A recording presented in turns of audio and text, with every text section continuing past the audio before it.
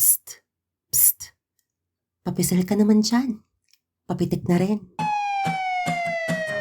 Makilahok, makinig sa mga kwento ng kababaihan sa pagharap ng hamon ng ating panahon. Babae, sa pakikibaka, kaisa ka. He! Wala ba tayong mga mata? Kung meron, nakatingin lang ba tayo ngunit walang nakikita? Nagbubulag-bulagan sa mga kaganapan. Machong kultura, pinalala mo pa. Kalagayan ng bayan, sukdulan na. Pangakong pag-unlad, di na nakamit. Pulis na sabik, makaarit.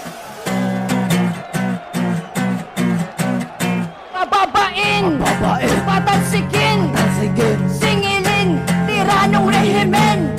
Pababain, patalsikin, singilin, tiranong rehimen. Modernong babaylan, tuloy-tuloy lang sa paglaban. Modernong babaylan, tuloy-tuloy lang sa paglaban.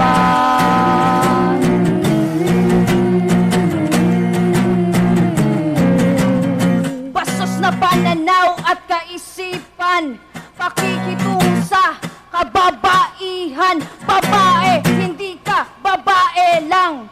Halika na kumilos at lumaban.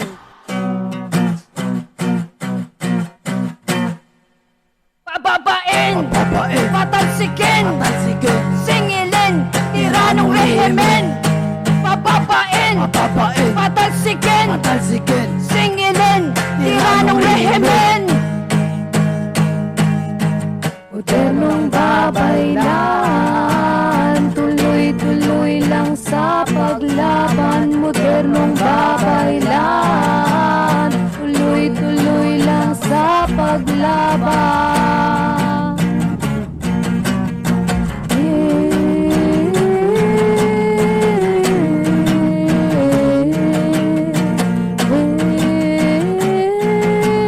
Iwinawaksi ang katotohanang gigising sa ating kamalayan.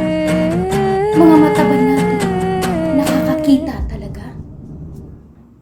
Kung mayroon mang performance na hahalina sa ating nararamdaman towards everything right now in our country, our health situation, our operating government, I am pretty sure that it will be that song, no? Kaya naman taos-puso nating pinasasalamatan ang mga artists affiliated to Kaisa Ka Youth at Teatrong Bayan for that A+ amazing original composition and performance entitled Babae Lan, right?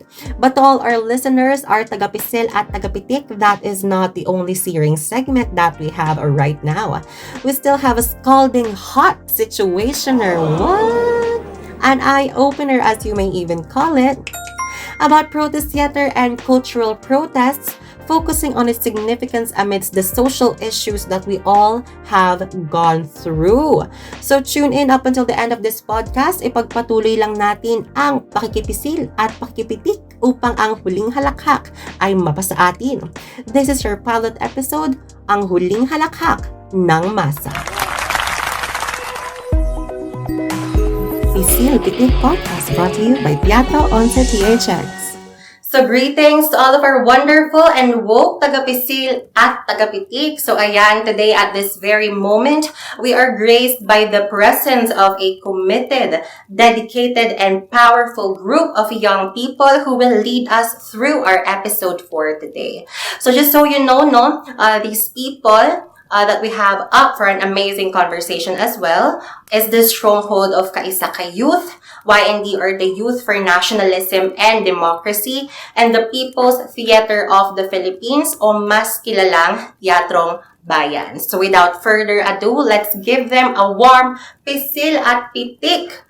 Presida Goo, Krishna Casanova, Christopher Vera, Kenneth Pellegrino, and Roldan Vivero. So ayan, thank you so much guys for coming. Thank you for inviting us over. Malaki ang pasasalamat ko sa inyong lahat for taking the time, taking the effort for this interview, no? So, ayan. So, wag na tayong magpaligoy-ligoy pa. Tara na't pumisil at pumitik upang maniniil ay mapatalsik. So, only herein. So, guys, join me in saying this.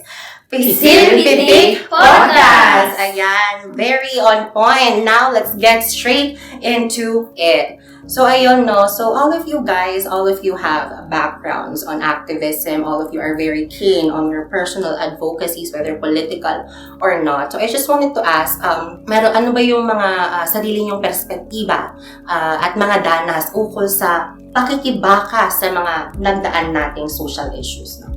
Ang sigurong particular talaga na usapin na tumatatak sa akin sa pagpasok ng rehimeng Duterte hanggang sa kasalukuyan ay yung pag-atake nito sa mga kritiko, pag-atake nito sa kritikal na pag-iisip ng mga kabataan, at hanggang sa yung pagpapalabo sa katotohanan, yung pagpapalaganap ng misinformation, yung tuloy-tuloy na pagbawi sa karapatan ng bawat isa sa atin, at ganun din ng mga espasyo ng demokrasya na naipaglaban at naitaguyod ng mga nauna sa atin.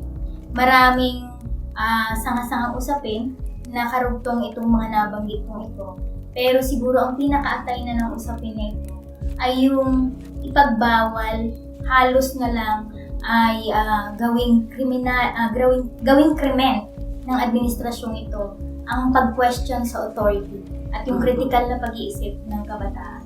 So siguro ito talaga yung mas nakikita ko na challenge sa kabataan, challenge sa mga pangkulturang mga artista o mga nasa bahagi ng cultural work. Kung paano sa gitna ng ipinadana sa atin na takot ng administrasyon to, dahilan kung bakit ang marami ay nasasadlak sa mga antisosyal na gawain o kaya naman ay naiiwan ang bayan dahil inuuna ang pangsariling kapakanan. So that's very on point, Ate Presi. Thank you for that insight, no? Let us say we're all feeling this governmental travesty na talagang kahit mismo critical na pag-iisip natin sinusuppress palalo, no? So I just want to focus on the advocacy platform itself. Gaano ba ka-importante as an activist, no? As activists, as mobilizers, ang mahanap ninyo ang sarili ninyong forma ng expression, no? This form of expression. Importante siya kasi pag nahanap mo yung sarili mong forma ng expression, pwede kang matarget mo yung gusto mo talagang magayat na papasama sa inyo. Tulad sa halimbawa kami, basta palalim yung pag-iisip namin dahil siyempre, hindi lang naman kami gumagawa ng kanta dahil gusto lang namin. Dahil mayroon din kami gustong ipahiwatig sa pamamagitan ng pagkanta, pagsulat, pag-drawing, pag-arte. Kaya napaka-importante na ma-express mo yung nararamdaman mo. Hindi lang sa pamamagitan ng pagsasalita, kundi sa lahat ng paraan na pwede mong ipakita yung expression. Yung gusto mong ipahiwatig sa mga tao. Ayan, so that's very well said, no? So parang pinupunto natin dito na hindi lamang tungkol sa kung ano ang sinasabi. Dapat talaga alam rin natin kung ano nga ba yung babagay at kung sa tingin natin kung ano yung magugustuhan ng masa. So with that, actually it's connected to the next point that we're going to take. Yung artes at literatura, ano nga ba talaga yung importansya? What is its significance? And sabihin natin pagmumulat ng ating lipunan sa iba't ibang social issues na ito. Kung in terms naman sa artes o literatura, instrumento kasi siya para gisingin yung diwa ng mamamayan upang harapin yung mismong isyong panlipunan. Ginagawa ng mga literaturang ito sa pag-publish nito na maging uncomfortable o magkaroon ng disturbance sa mga tao na sa konteksto na meron tayong hinaharap na problema. At ang problemang iyon ay hindi siya isolated o hindi siya iwalay sa mga tao. So basically, yung mga pinapublish na libro ay, for example, yung mga mahilig sa pagbabasa, nailalarawan niya nito kung hindi man sa forma ng pagkanta o pagsayaw, na ilalarawan niya ito, yung mismong ano ba yung bigat ng kinakaharap nating issue o problema. Role din nito nagisingin yung diwa kasi bakit? Nilolocate niya yung sarili niya kung asan ako, ano yung mga dapat kong pwedeng gawin. Role nito na makisangkot sa mismong issue o sa mismong paglabas niya ng bahay, alam na niya kung ano yung buhay na kinalalagyan niya ngayon. At iyon yung role ng literature at yung scene. Okay. Siguro parang pwede nating ihalin tulad dito yung it's not just isolation, katulad nga ng nasabi, it's not just isolation of practicality itself, but there should also be a form of creativity incorporated. No? At ito yung dinadala ng mga artes at literatura. So now let's go deeper in terms of arts and literature. Let's focus specifically on theater. So with that, ano nga ba ang halagang kaakibat nito sa pakikibaka? Kung sa amin yan sa Teatrong Bayan, tinitingnan namin na kultura upang kulturang gawain ay arawang bahagi ng gawain ng isang kabataan na nagmumulat, nagbibigay edukasyon, nag-uorganisa at nagpapakilos sa mamamayang Pilipino.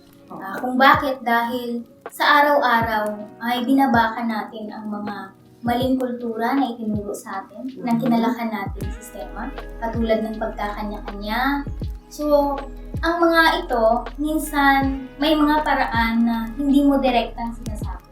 Pero, yun kasi yung kultura yung cultural work it speaks directly to the emotions or it appeals directly to the senses of the person that you are communicating to. Halimbawa, ang pakiramdam ng isang taong nawala na namatayan ng mahal sa buhay.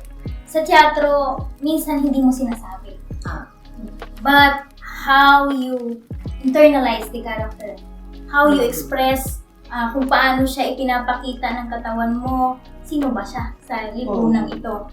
Sino may kapangyarihan, sino ang nasa otoridad. Even that, expressing kung sino ang naghahari at pinaghahari ang uri sa lipunang ito. Sa teatro, madaling ipakita, madaling i-depict.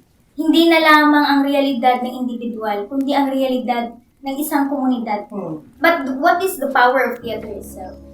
Bumabalik siya sa mga basic senses ng tao. Sabi nga natin, ano bang espesyal sa isang aktivista? Walang espesyal sa isang aktivista. Extra ba yung katalinuhan niya? Extra ba yung kabibuhan niya? No.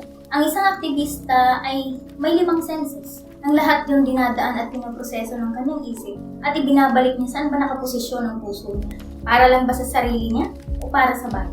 At doon natin nililikha unti-unti ang pagkakaisa, yung pagsasama-sama. How does the theater then, is it able to propose solutions then to our social issues, or does it just stick to representation or presentation alone? Ano nga ba yung halaga ng teatro dito sa pagbuo ng mga solusyon? Siguro sa konkretong karanasan namin dyan, we actually use theater sa isang research na ginawa namin. Youth-led action research. Kung saan ginamit namin ang mga proseso sa teatro para tulungan yung kabataan na kilalanin ang kanilang katayuan sa kahirapan nila sa edukasyon, pag-access ng education. At sa proseso na yon ay nag-come up din sila sa mga solutions kung paano nila i-resolve yung mga nakikita nilang gaps sa education. I just want to ask to the team, bakit nga ba kabataan ang kadalasang naia-associate sa ganitong form of socio-political expression? Bakit nga ba youth? Bakit nga ba mga estudyante, sabihin natin? Ang mga kabataan ngayon ay may kapasidad, may kakayahan pa rin para magpakilos, mag-organisa. At most importantly, may kakayahan silang mag-influence sa mga tao. Tumatawid sila sa iba't ibang sektor ng lipunan natin. Saka din na kasi isa rin yung mga kabataan din na sila yung merong yung kaya nila mag-isip ng malalim and then yung mabilis mag-isip. Ayun, so I definitely agree. So parang mapasok rin dito kasi yung concept of like being contemporary, no? Sabihin natin, they are the ones being expected to carry on the generation.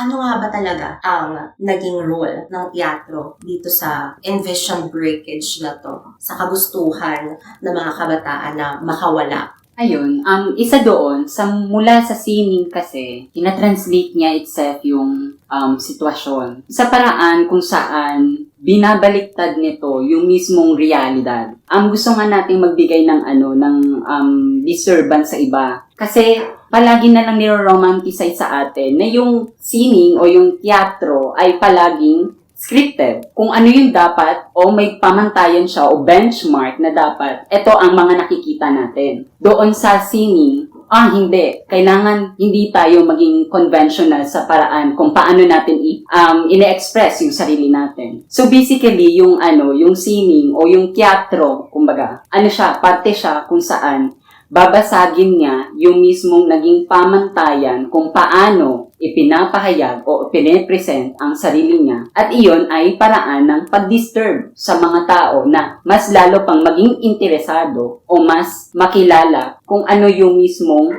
particular na topic o yung mismong problema na itself na pinapresent. Ayun, I totally agree, no? Tsaka, what I like about the point, kasi parang, theater doesn't just stick to a single confine. Kumbaga, it's very hermeneutic. It doesn't just grapple on a single pedestal. Talagang, it allows itself to expand, to evolve, to change. It's basically a shapeshifter, di ba? Parang, nagbabago-bago talaga siya, depende sa kung ano ba ang sitwasyon, depende sa kung ano ba ang dapat nating i-address, dapat solusyonan. From the rest of team, guys? Siguro ako mag-a-add na lang muna ako dun sa performance arts. Kasi Okay. naalala mo yung pumasok tayo sa MRT. So, lumabas kami may mga mask kasi we want to show na these are ordinary, nameless, faceless people na nakakaranas ng silencing ng administration. So, yung mga mask namin ay mga nakatip na war on drugs, iba-ibang mga polisiya at nakaraang administration. That is killing and silencing them. Siyempre, gulat silang lahat. As you say nga, shapeshifter nga ang theater eh. Hindi nila akalain na lalabas kami doon at bigla kami magpe-perform doon ng ganun. Very quickly lang siya, pero kumbaga it sent a message na hindi kami papakahon. Ayan, At hindi niyo kami mapipigilan. Kahit pa may baril kayo, kahit pa may kayo, hindi yan ang limitasyon ng imahinasyon. At hindi yan ang lilimita sa kakayahan ng kabataan para, kumbaga, questionin at baguhin ang kairalan sa lipunan. See, it's very interesting actually, no? Kasi dati, theater, what is considered as true theater kasi are those like, o yung tinatawag nilang legitimate theater, are those forms of theater na nanggagaling mula sa Westerners. Yung mga talagang sabihin natin, yung mga theaters performed on a proscenium stage, ayun, opera, di ba? Yan talaga ang tinuturing nating theater. But right now, what this conversation is making us realize na, oo, sige, sure, theater yun. Pero if you see this, talagang umaangkop siya sa kung ano ang kailangan nating makita. So, out of all these, you guys, now let us contextualize it in this pandemic that is happening. Simply, paano na ngayon in this pandemic? I mean, if ako ang tatanungin kung paano na yung future ng bansa natin. Parang ganun ko siya gusto nila. To be concrete, humaharap tayo sa paparating na 2022 national and local elections. Let us show or discuss yung ating pagsuka sa rehimeng ito sa pamamagitan ng pagboto at pagloklok ng the exact opposite regime, a democratic governance. And kahit sino pa ang nasa kapangyarihan at the end of the day, we must not limit our exercise of democracy by casting our votes. Pangalagaan natin ang mga botong yun at kapag yun ay dinaya, ipagtanggol natin hanggang sa talagang makuha natin kung ano ang para sa atin. Maraming pang potentials ng mamamayan at kabataan. Ma-unleash talaga. At you can imagine the Philippines with the future. Definitely. So, ayan no. So, out of all of these issues, all of these contentions and advocacies, parang may isip natin, is this still theater? No? Actually. No, parang mapapaisip ka, theater pa ba to? Pero, if you think of it, contextualize it in this pandemic, particularly in the Philippine setting, yes, this is still theater and the opposition that we are trying to make for the next regime, next truly democratic regime is still under theater. So, ayan guys. So, just a very last request from all of you. I just want to ask, totoo nga bang nasa masa ang huling halakhak? Yes, of course, definitely. Yes. Definitely. Imagine na yung 106 million who think like that, Mm. who are unafraid to express themselves, Oh. has really the potential to change our system.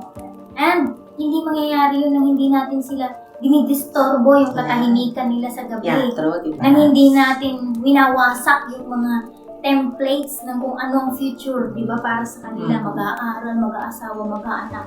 Ganun. Magtatrabaho. Unahin ko muna sarili ko bago ang bayan. Kasi, that's it eh. Yung daringness natin, yung, kumbaga, pagiging, ang tawag nito, yung conveyor ng change, no? Yung pagkanta natin, yung pag-drawing, yung mga tula natin, yung lahat ng expression na yun, can actually transform and change the mindsets of people. From being individualist to cooperative, from being competitive to cooperative learning, from being individualist to a socialist na perspective. Hanggang sa tagumpay, gano'n, di ba? Oo, totoo talaga yun. Mababago natin lahat, mapagpasyang kayang hawakan. Mas.